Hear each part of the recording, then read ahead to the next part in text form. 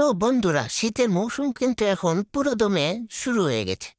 আর আমার বাজিগারগুলোর অবস্থা দেখলে মনে হবে এরা ঠিক এখনই জ্যাকেট, মাফলার আর হিটার অর্ডার করবে অনলাইনে। আজকে সকালে যখন তাদের খাতার সামনে বসে চা খাচ্ছিলাম, একটা তো আমার দিকে এমন ভাবে তাকাইছে, মনে হয় মনে মনে বলতেছে, ভাই আমার একটু চা দে, আমিও চা খাই, আমার শরীরটা একটু গরম। কিন্তু আসল কথা হলো এদের শীতে কিন্তু একটু বেশি কেয়ার লাগে।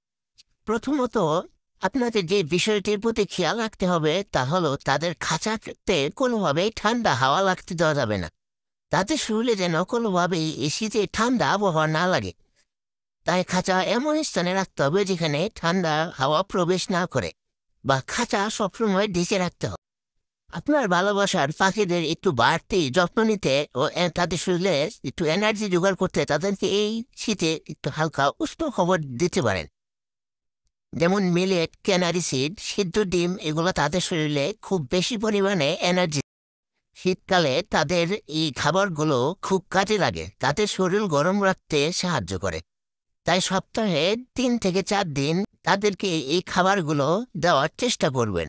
এখন তাদের এই শীতের কালীন সময়ে তাদের সিড মিক্সগুলো মিক্স করার সময় সূর্যমুখীর বীজ একটু বেশি পরিমাণে দিন।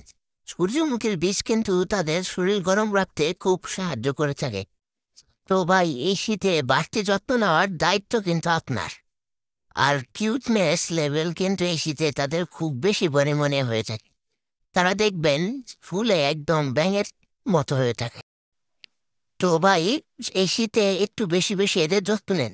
আর আমার মতো তাদের খাঁচার সামনে বসে বসে তাদের কাণ্ড কারখানা দেখেন, আর মুড একদম ফ্রেশ করে নেন। ধন্যবাদ। কেমন হলো ভিডিওটা অবশ্যই জানাবেন কমেন্ট করে।